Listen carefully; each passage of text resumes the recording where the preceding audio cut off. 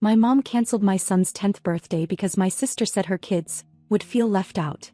That night we packed our things and left without a word. A year later, family saw how happy my kid was. My sister couldn't handle it. Her breakdown was the beginning of the end. My son Jacob had been counting down the days to his 10th birthday since the summer. We didn't have much, but I'd been slowly setting money aside from every paycheck, determined to make it special. It would be his first party since we moved back into my parents' house. I was working 2 jobs, barely keeping up with groceries and gas, so when my mom offered us the basement, I said yes without thinking too hard. I saw it as temporary, a few months at most. But time passed and we got stuck. The house was always loud with Brittany's kids running around. My sister had 2 girls, 5 and 7, and they were treated like the only grandchildren that mattered. Brittany had a job that she constantly complained about, and somehow, despite living in her own house 15 minutes away, she was always at my parents'. She dropped the girls off before work, come for dinner, spend weekends there, and nobody batted an eye. The fridge was stocked with snacks for the kids, but it didn't include the things Jacob liked. If he asked for something, the answer was usually that we couldn't afford it. If Brittany's kids asked, it appeared the budget magically stretched. I started noticing patterns. Birthday gifts for her girls were bought by my parents without question. Outfits, toys, even a small trampoline last spring. Jacob got a new pair of sneakers that I paid for, and it turned into a discussion about whether he was outgrowing his things too fast. So I stayed quiet. I kept my head down, worked, saved what I could, and counted on that birthday to make up for some of what he had missed. I booked the community center in town, planned a small party with pizza, decorations, and even a woman who did mobile petting zoos for birthdays. It wasn't extravagant, but for us, it was everything. Jacob didn't know the full plan, but he'd figured out enough to be excited. I caught him looking through the closet where I'd hidden the bags of favors. He talked about which friends from school might come, even though we'd only just moved to this district. It was the first time in months he seemed genuinely happy. Then 2 days before the party, I came home from a late shift to find my mom waiting for me in the kitchen. No hi. No, how was work?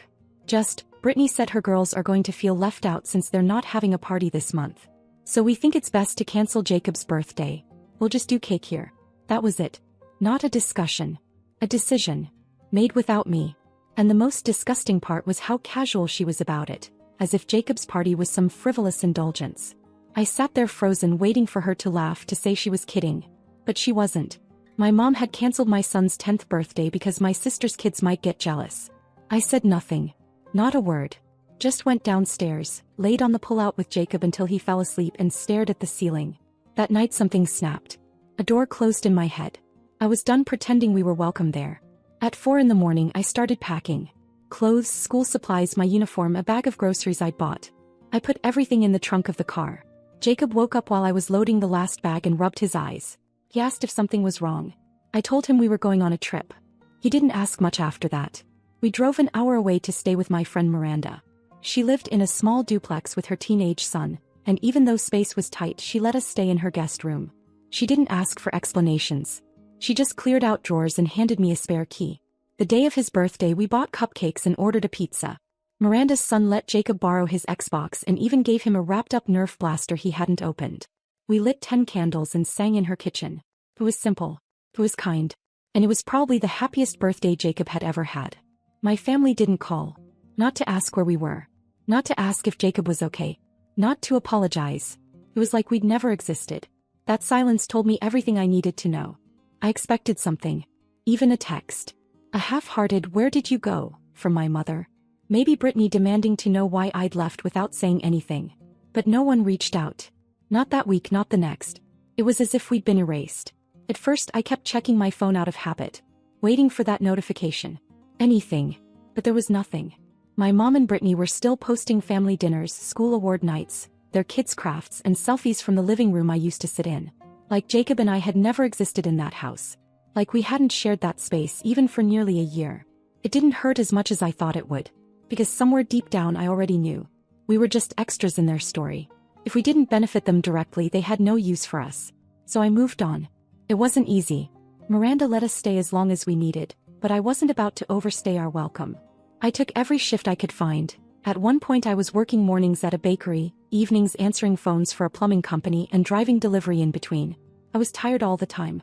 My back hurt, my head was always buzzing, but something inside me felt clearer than it had in years. Like I finally had something solid to stand on. Jacob adjusted fast. He liked the simplicity of Miranda's place, the small routines. Mason let him tag along for basketball in the street and we'd eat dinner with them a few nights a week. Jacob started asking questions I hadn't heard in a long time. Could we try making pancakes on Sunday? Could we go to the park after school? Not once did he mention missing my mom or Brittany or their kids. That silence from him said more than anything. By early spring, I landed a remote customer support role for an e-commerce company. It wasn't glamorous, but it was consistent. I had evenings free. Weekends too. That's when I started looking for a place of our own. I found it after a month of searching. A small 2-bedroom with a patchy yard and carpet that smelled like it had seen better days. The landlord was willing to negotiate rent in exchange for me repainting the living room and replacing the blinds.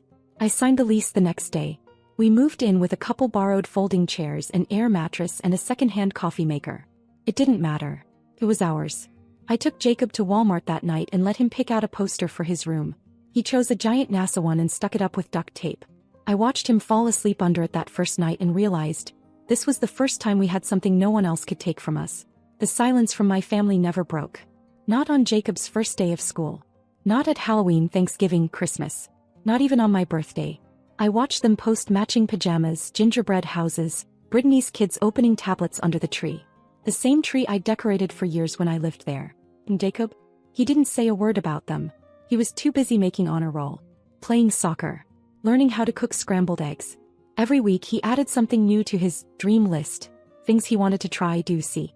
I kept a notebook of them. Then in early summer he asked if we could have just a little party for his birthday. Just a few friends. Maybe pizza and a movie in the backyard. He said it like he was preparing himself for disappointment. What he didn't know was that I'd been planning it for months. I'd saved enough to rent out a beautiful backyard venue just outside town. There'd be catered food, a magician, a bounce house, music, a candy bar. One of the soccer moms even offered to bring a cotton candy machine. I had decorations with a space theme, a custom cake with planets and rockets, and a photographer who owed me a favor. I didn't tell Jacob anything. I just told him I'd figure something fun out and that he should invite whoever he wanted. And he did. His whole team. Kids from school. Even Mason and a few of the older boys who still played basketball with him sometimes. As the RSVPs came in and the packages piled up in the second bedroom, something shifted in me. A kind of quiet pride I hadn't felt in years. I had pulled this off. Without anyone. Without my family. Without Brittany. Without my mom. Without a single dollar of help from them. And I didn't just pull it off. I made it bigger than anything they ever gave their kids. I didn't plan to post pictures. It wasn't about showing off. But one of the moms tagged me in a few photos. Then another posted a video of Jacob cutting the cake while the magician stood behind him making a dove appear. And just like that, it was out there. I didn't even realize it until 2 days later when Brittany showed up in my driveway. And that's when everything really started to unravel. The party was on a Saturday afternoon in early August. Perfect weather. Not too hot, a little breeze. The kind of day that feels like something good is supposed to happen. Jacob had no idea what was waiting for him. I told him we were going to meet a few friends at a park, and when we pulled up to the venue and saw the balloons and banners with his name on them, his eyes went wide. He just stood there staring. Then he looked at me and didn't say a word, just smiled. And for a while it really was perfect.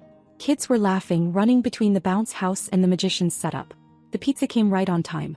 Jacob got hugged, tackled, handed gifts, high-fived, and someone even brought him a telescope with his name engraved on it. For the first time in a long time I saw him in his element. Confident, happy, like he finally felt like he belonged somewhere. Then came the knock on the gate. I was in the middle of helping the cake lady set up when I turned and saw my mother standing there like she'd been invited. Brittany was behind her, arms crossed, and my dad trailed them both, looking like he had no idea what was going on. I froze. For a second I honestly thought maybe they were there to apologize. Maybe they'd seen the photos online and realized what they'd missed. Maybe they finally got it. That illusion didn't last long.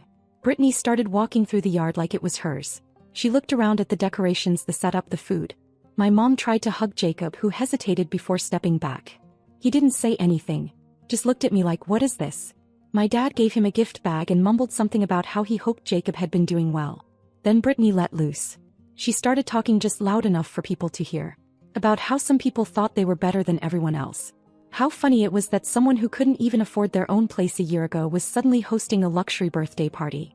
She said her girls were heartbroken not to be invited and that I'd always been a selfish little brat who used her own son to play the victim. Every word was louder than the last. Kids stopped bouncing. Parents looked confused. Jacob stood still in the middle of it all, holding the telescope someone had just handed him. I asked them to leave. Politely at first. But Brittany wasn't done. She said I had no right to exclude her daughters, their cousins, and that I'd poisoned Jacob against the family. Then she said something about how if I was throwing around that kind of money, maybe I should start paying back all the help they'd given me over the years. That was it. I walked over, told them they had 5 seconds to leave before I called the cops. My mom tried to calm me down, but I told her she'd made her choice the day she canceled Jacob's birthday because of Brittany's kids.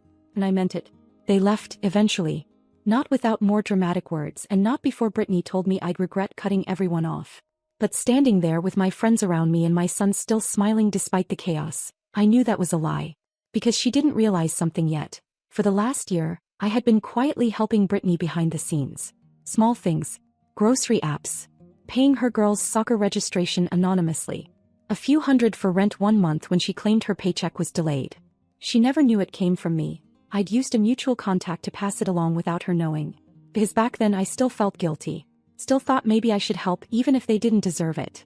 That ended that day. She didn't know it yet, but I was about to cut her off completely.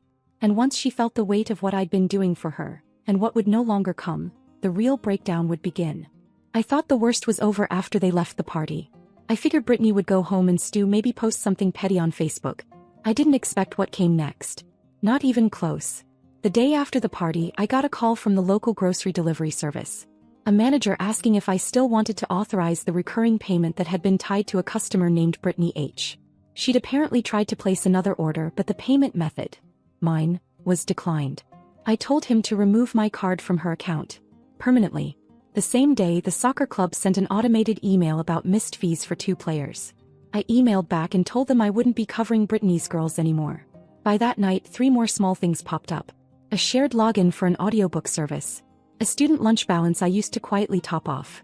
A birthday gift card I'd scheduled months ago for her oldest daughter. Gone. All of it. I didn't even message her. I just shut everything down. 3 days later the calls started. It was my mom first. She left a voicemail saying she didn't understand why I was being so harsh. That Brittany had always spoken out of turn, but didn't mean anything by it. Then she slipped in the real reason. That Brittany's rent was late and she thought maybe I could still help. As if none of what had happened meant anything. As if we could just go back. I deleted the voicemail. Then Brittany messaged me herself. No apology. Just a screenshot of an overdraft notice and, "Is this your doing?" I ignored her. What none of them seemed to grasp was how much I'd quietly done for them while they belittled me. I didn't do it for recognition. I did it because I thought family meant something. That maybe someday they'd realize how unfair things had been for Jacob. But they didn't. And now they wouldn't even get the benefit of my silence. It only got worse from there. A week later I got a call from Jacob's school.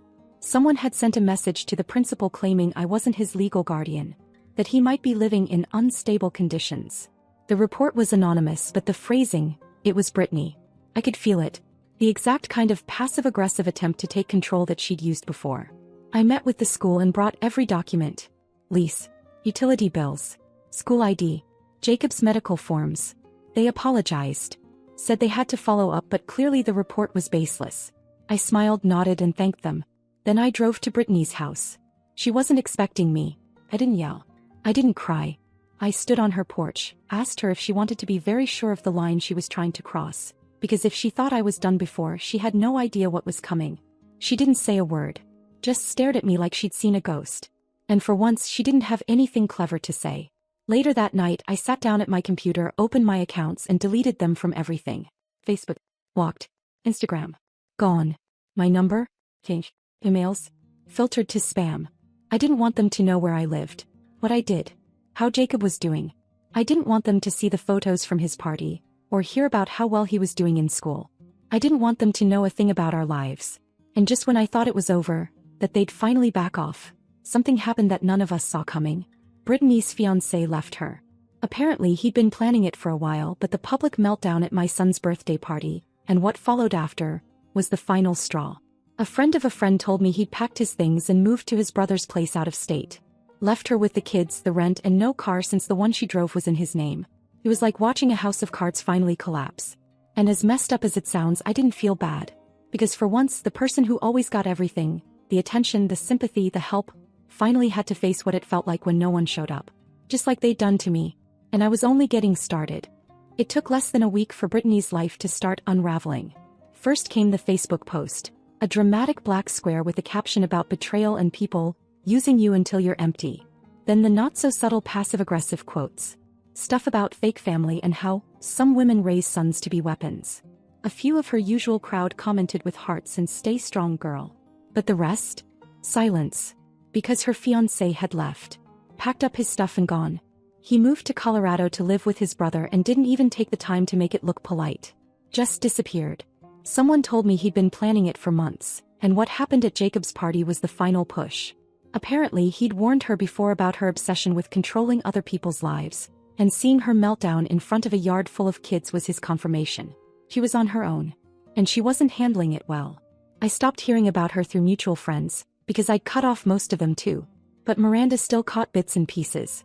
Like how Brittany had to pull her kids out of the after-school program because she couldn't pay the fee. Or how she started asking around to see if anyone knew a good babysitter willing to work for experience instead of cash. It was pathetic. What really surprised me though was what happened the following week.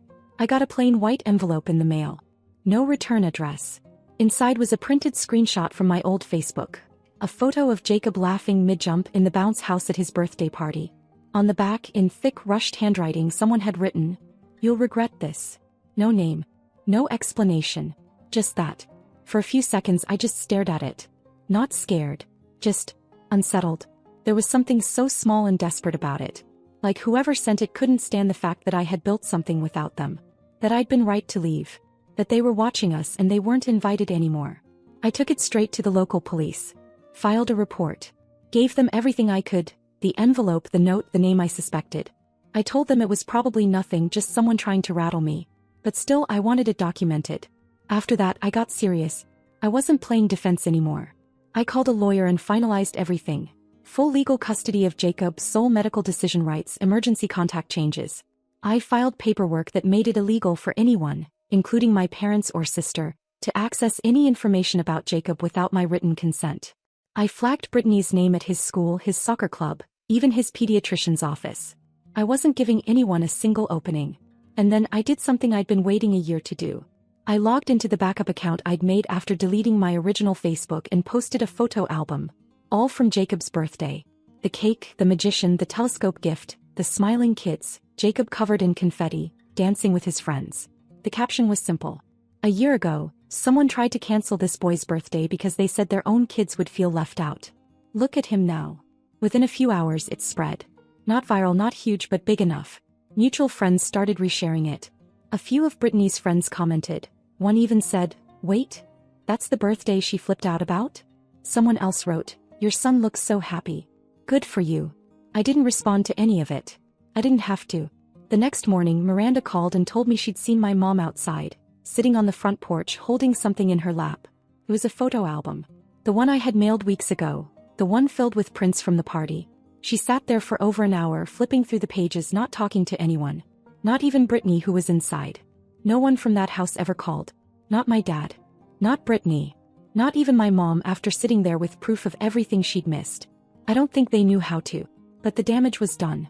The door was closed. For good this time. I changed my number. Deleted the backup account.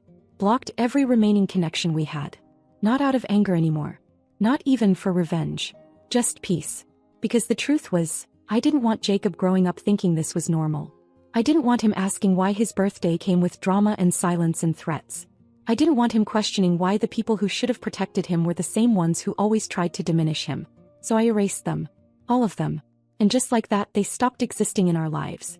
What Brittany didn't realize, what none of them realized, was that cutting us off a year ago was the biggest favor they ever did for me. 3 months passed without a word. Not a message. Not a knock. Not even another envelope. It was like they'd finally accepted it. We were done. For the first time in over a decade, my life was mine. No guilt-tripping texts, no phone calls asking for favors masked as family support. No more being told Jacob needed to learn to share the spotlight. Silence. And it was beautiful. But silence, I learned, doesn't mean peace. Because Brittany wasn't finished. Not really. She didn't try to reach me directly. She went for something more twisted. I got a message from a friend of Miranda's. Someone who didn't even know me personally, saying Brittany had started posting about Jacob on a new anonymous blog. Not by name, but it was obvious. She referred to me as a single mom who used her kid to manipulate sympathy, said I had cut off her innocent nieces for no reason, and hinted at emotional damage caused to her family. Baker. She posted a cropped photo from the party. The one with Jacob holding his telescope. She'd taken it from one of the tagged accounts before I deleted everything. I sat on my couch that night staring at the screen. I wasn't angry. I wasn't even surprised.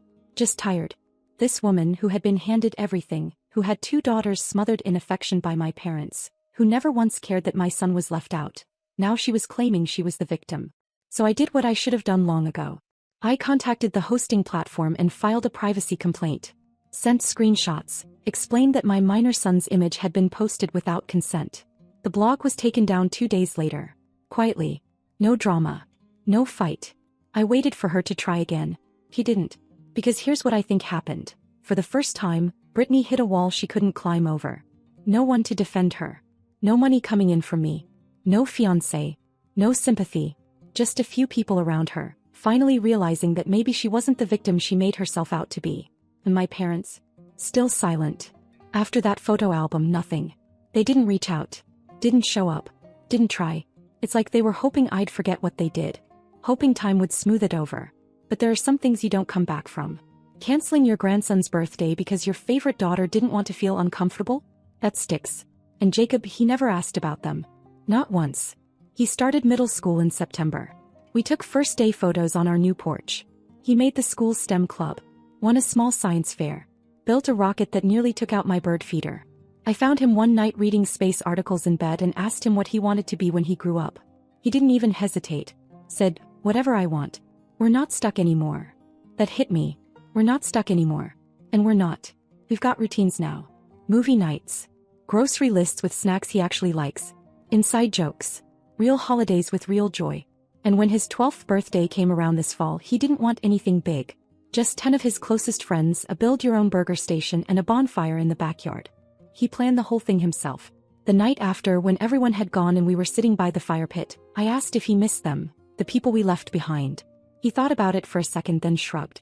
I like it better like this, he said. It's quieter. That's when I knew I made the right choice. I didn't just walk away. I didn't just block numbers or delete pictures. I removed the idea that we owed them anything. I let go of the weight they'd spent years placing on my shoulders. I stopped trying to fix people who didn't want to be better. And in doing that, I gave my son something better than any party. I gave him peace. They'll never know anything about us again. Not our birthdays, not our holidays, not our wins or our little joys. And I hope that one day if they do think about us, it stings. Not because we're gone, but because we never needed them to begin with.